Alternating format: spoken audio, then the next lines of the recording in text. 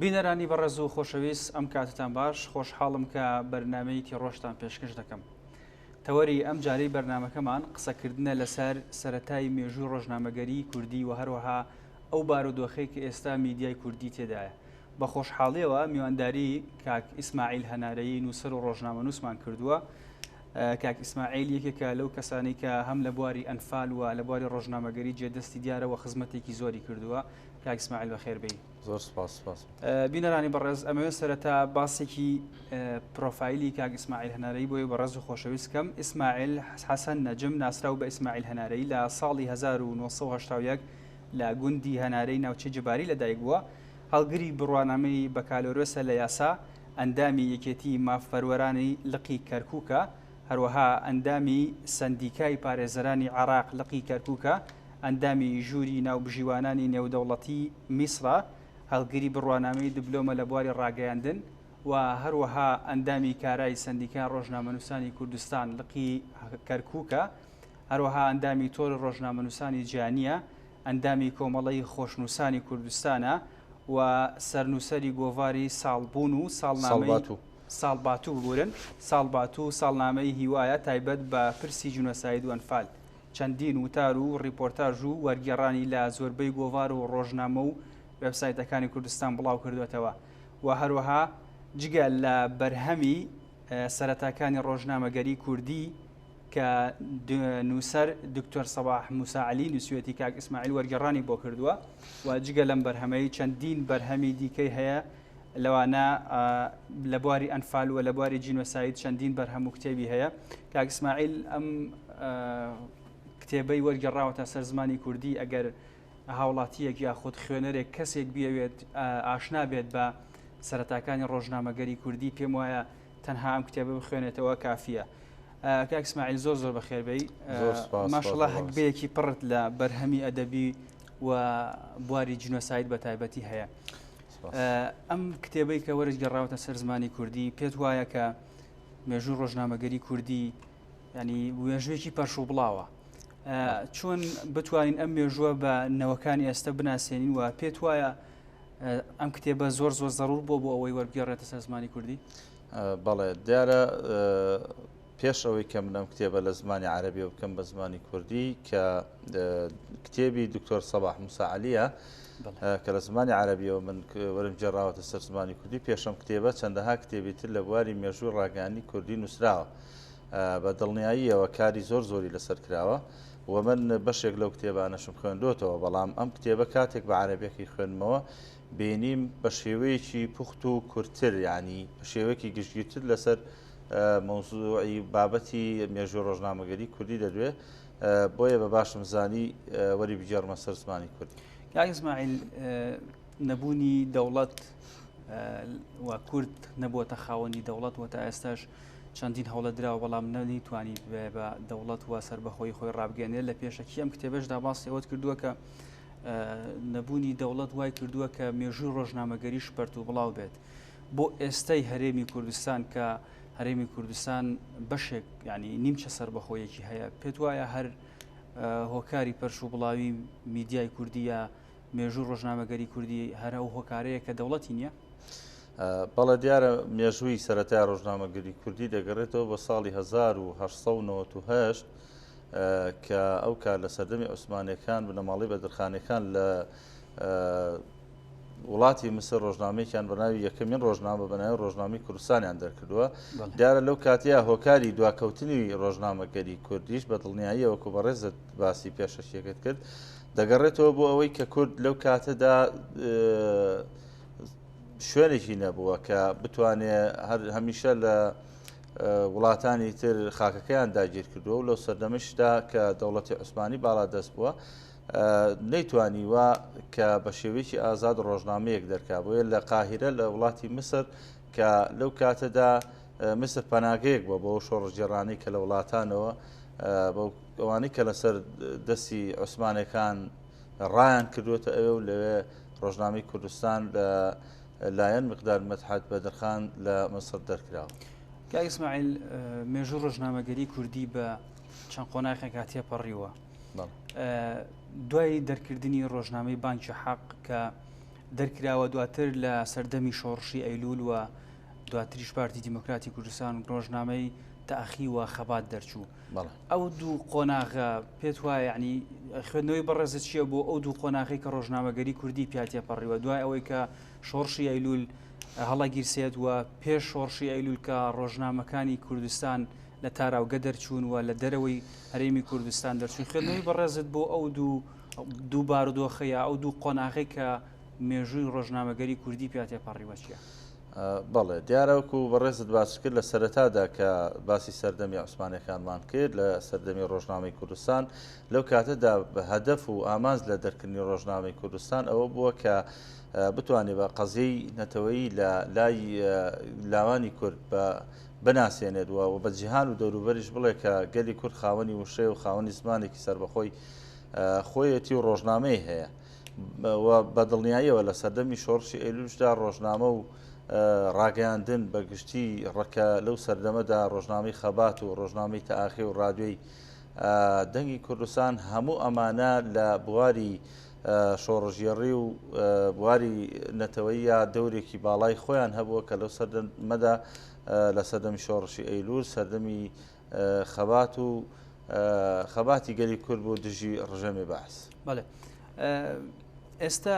میدیای کوردی قۆناغێکی نوێی بڕیوە بەشێکی زۆر لە هەم لە ڕووی تەکنیکیەوە هەم لە ڕووی هونەریەوە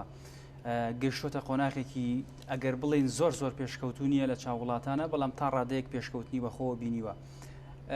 ڕەوشی ئێستای میدیای کوردی چۆن هەڵەسەنگێنی پێت وایە میدیای کوردی ئێستا لە ئاستی ئەو خواستایە کە هاوڵاتیانی هەرێمی کوردستان یاخود بینەرانی هەرێمی کوردستان چاوەڕێکە؟ بەڵێ لە ئێستا دەدەم میدیا پێشکەوتووە دەبینین هەرێمی کوردستان و حیزبە سیاسیەکان و کۆمەڵێک کەناڵی پێشکەوتوو هەیە لە بواری ئەعلام کەناڵی باش بەڵام بەداخەوە ئێستا پێوەرێک نییە کە چۆنەڵی فیلتەرێک نییە بۆ ئەوەی ئەو کەناڵانە دیاری بکرێن کە کەناڵ بەداخۆ ئێمە کەناڵمان هەبوو میدیامان هەبوو لە سەردەمی سربەخۆی کوردستانە دژی سربەخۆی کوردستان بوو دژی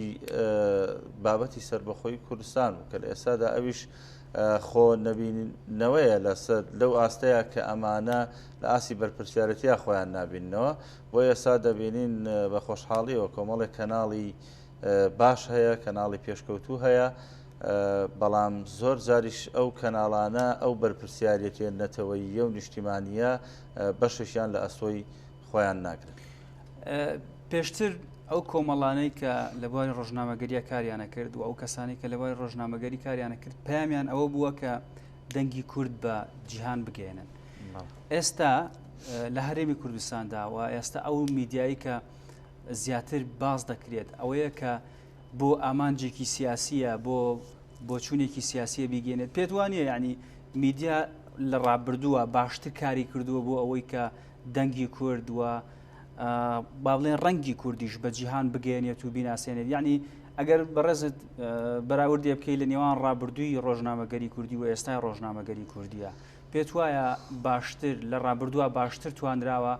پەیامەکانیان بگێنن باشتر توانراوە ئامانجەکانیان بپێکن لەوەی ئێستا بەداخەوە ینی کە ئەماڵێم میدیا تەنانەت خاوەنددارێتەکانیان بۆ شەخص و کەس و حزب و گروپێکی دیاریکراوە ئەگەڕێتەوە تەنها پەیامەکەی لە چوارچێوەی ئەو ئامانجایە کە ئەو گروپە دەیەوێت. بەڵێ لە ڕابردووە بە دیاریکراوی ئەتوانین بڵێن میدیای کوردی کە ڕۆژنامە و کە ڕادیۆ بووە ئەرکیان ئەوە بووە و کاریان ئەوە بووە ناساندنی بابەتی نەتەوەیی بووە بەڵام لە ئێستاە بابەتەکە جیاوازترە دەبینین میدیا هەیە لە بواری بازرگانیە میدیا هەیە لە بواری کۆمەڵێ کاری ترە کە ئیش بۆ ناساندنی کۆمپانیایەکەکە یان ئیش بۆ ناساندنی بابەتێکی ترەکە و لە ئێستا شاکرێ ئێمە لە خۆناغی شۆڕژگەڕی وەکو پێشوو دەرچوینە کە ئێستا ئێمە خاوەنی حکوومەتی هەرێمی کوردستان و نیمچە سربەخۆیەکین وەکو خۆمان کە خاوەنی پەرلەمان و حکوومەتی هەرێمین لە ئێستایش بە هەمان شێوە ئێمە هەر لە خۆناغی بەرەنگاربوونەوەیان بەڵام ئەتوانێت ئێمە لە ئێستا زیاتر ئەو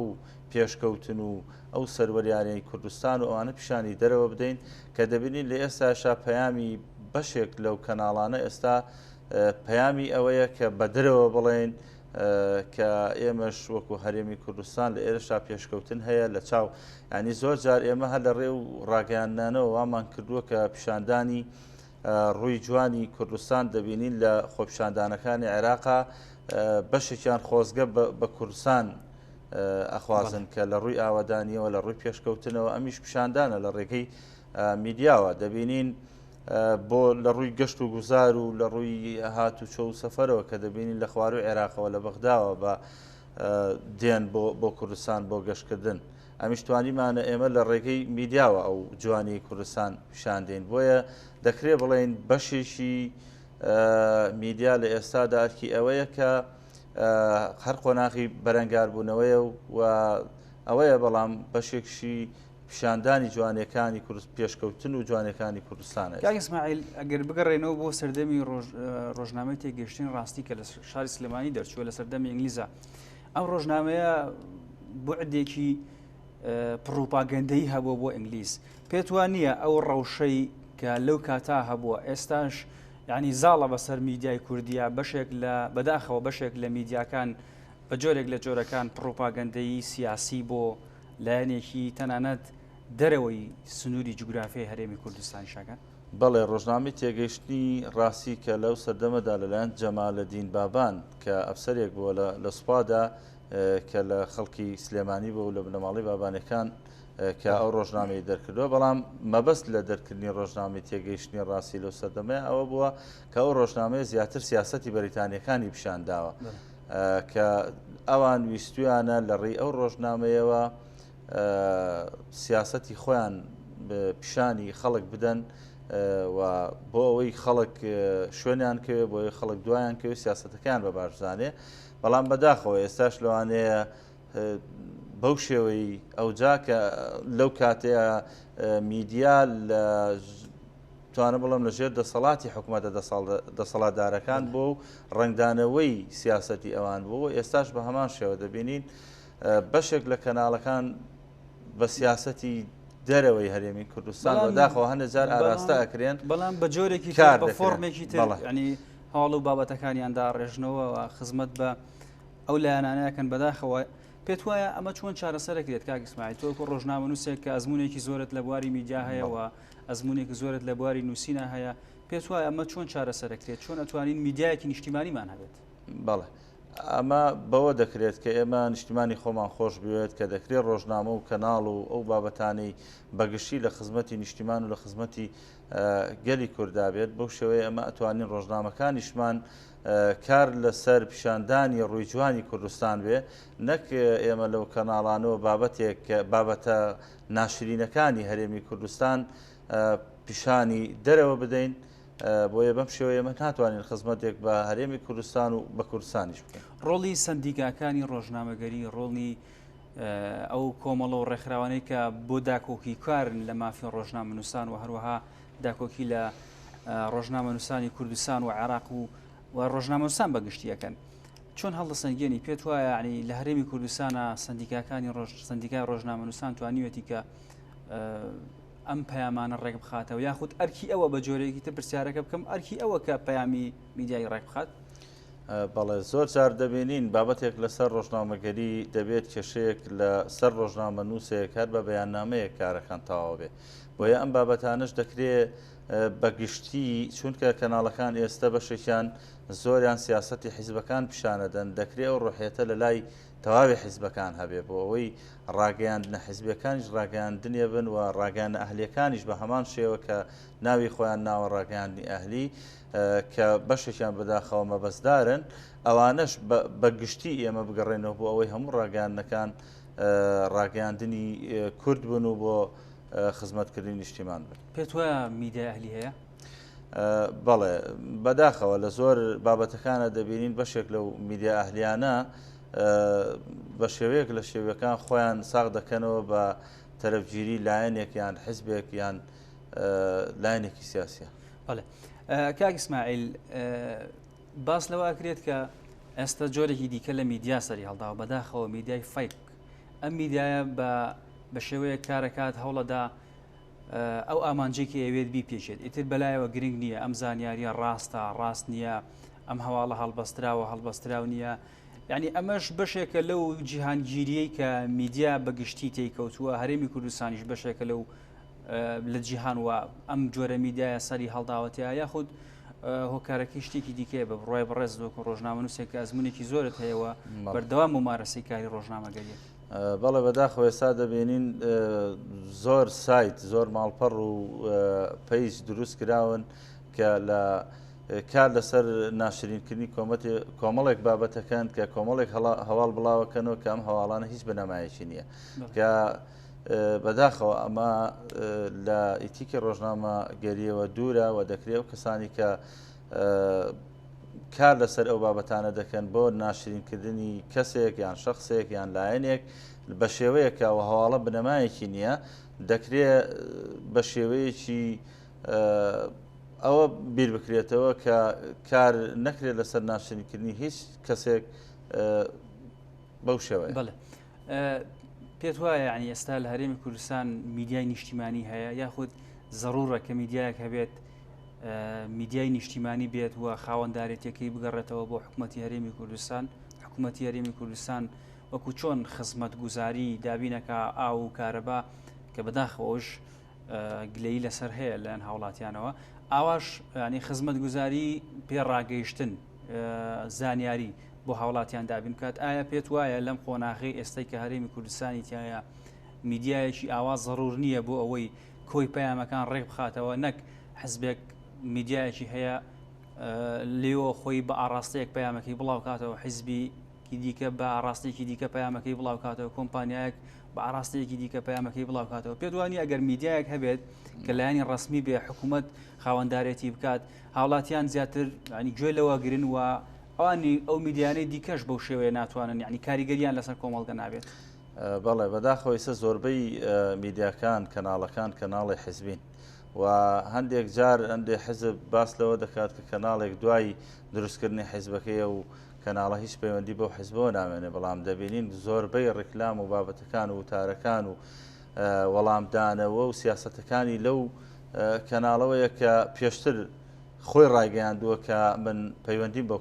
کەناڵەوە نەماوە بۆیە بە دڵنیایی بوونی کەناڵێک کە کاری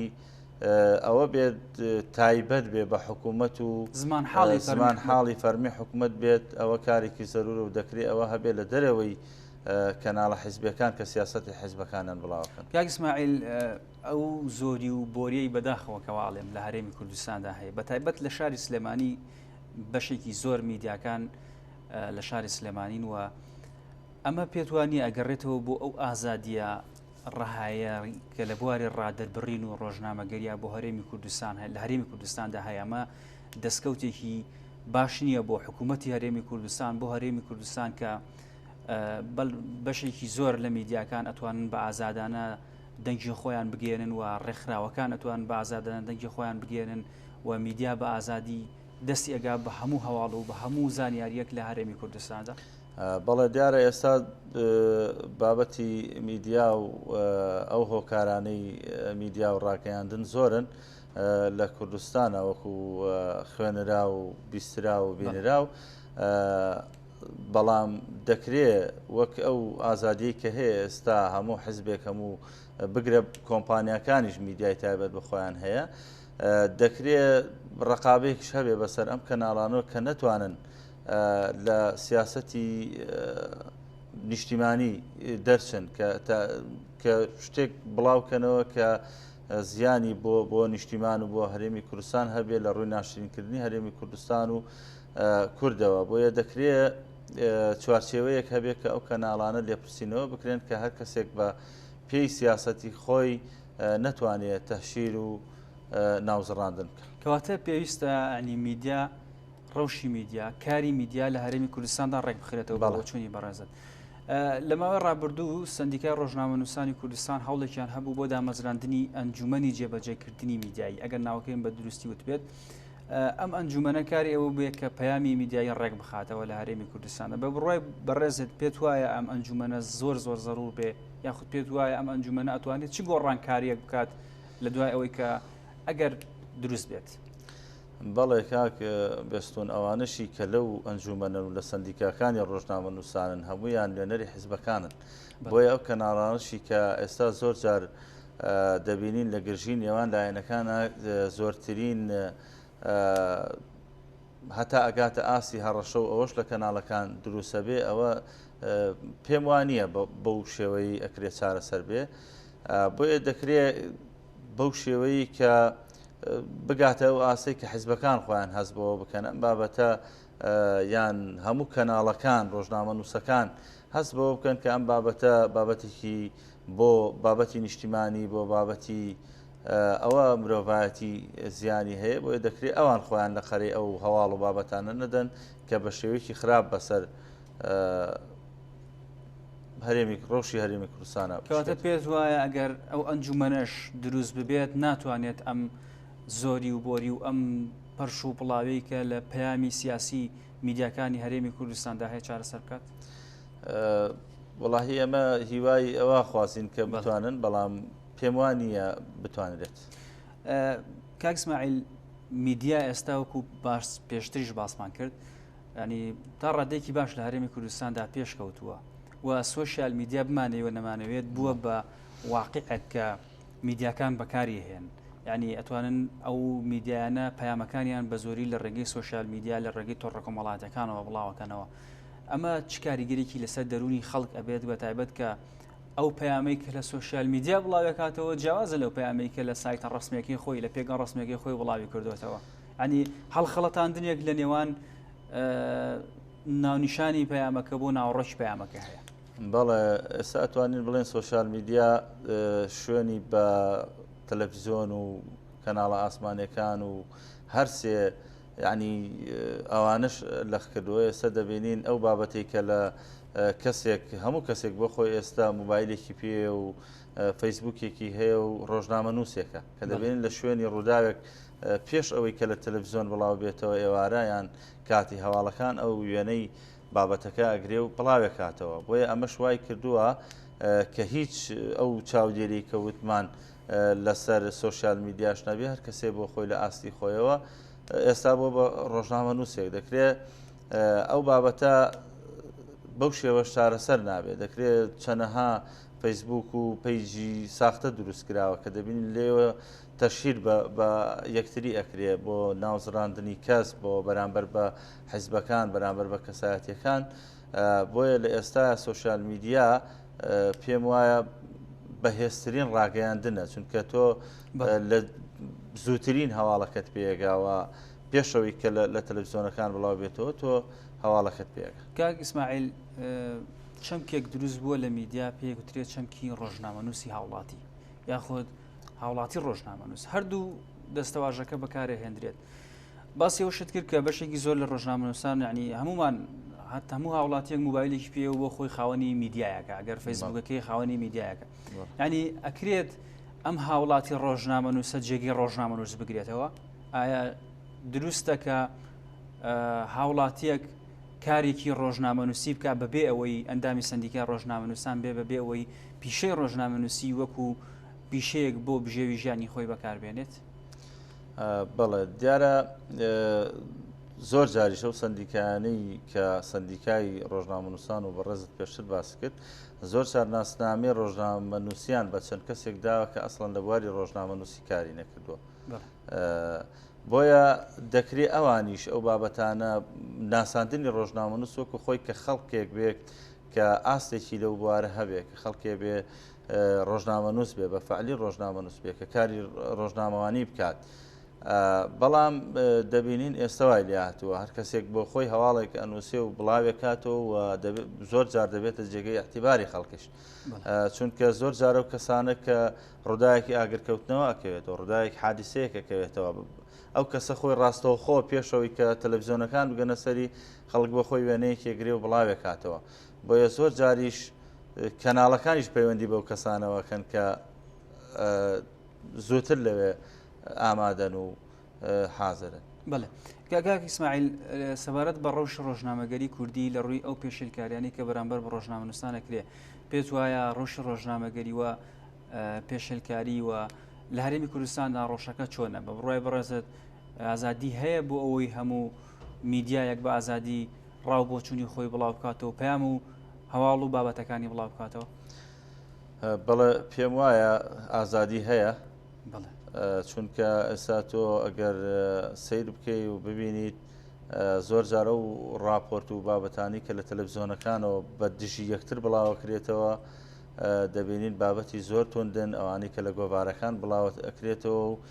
کە دەبینین بابەتی توندن بۆ سەر کەسایەتیەکان بۆ سەر حیزبەکان بۆ کەسایەتیە باڵەکان بۆیە ئەمە خۆی بۆ خۆی ئەوە گەێنێ ئەگەر ئازادیەک نەبێت هیچ کەسێک بۆ شێوەیە ناتوانێت کە هێرش بکە کە تەشهیر بکە کە بابەت و راپۆرتی تون بنووسێت. پێت وانییە بەشێک لە پێشێلکاریەکان کە بەرامبەر بە ڕۆژنامەنووسانەکری ئەگەڕێتەوە بۆ خودی ڕۆژنامەنووسان خۆیان بۆی کە هەواڵێک هەڵەبەستن کە ئەسڵەن ئەسڵ و ئاساسینی ئەمە بێتە هۆی پێکدادانێک لە نێوان ئەو کەسەی کە هەواڵەکەی لەسەر دروستکراوە لەگەڵ ڕۆژنامەنووسەکە. ئەنی چەندێک پێشێلکاری بەرامبەر بە ڕۆژنامەنووسەکە ئەکرێت لەلایەن دەستگاکی ئەمنیەوە بێت یاخود هەر لایەنێکی دیکەوە بێ ئەوەندەش هۆکار ڕۆژنامەنووسەکە خۆی بێت بۆ ئەوی پێشێلکاری بەڵێ زۆر جار کەسێک بۆەوەی بناسرێت بۆ بەداخەوە ڕۆژنامەنووسێک بۆەوەی بناسرێت بۆ ئەوەی کە راپۆرتەکەی جێگای باس بێت دەبینین دەست بۆ بابەتێکی زۆر حساسە بات دەست بۆ بابەتێکی ترسناکە بات کە ئەو بابەتە نەک لێرە پێم وایە بە هەموو پێوەرێک ئەو بابەتانە هی ئەوە نین کە هەموو کەسێک دەستی بۆ بەرێت چونکە زۆر جار ئەو بابەتە بە ناوزڕاندن و بە تەشهیرکردن و بە شکاندنی کەسایەتیەک ئەشکێتەوە بۆیە تۆ ناکرێ ئەبێت چوارچێوەیەکت هەبێ بۆ ئەوەی لە کارەکەت ئەو بەهای ئەخلاقی خۆی لەدەست نادا ئەو راپۆرتی ئەیکەی ئەو کاری ئەیکەی کارێک بێت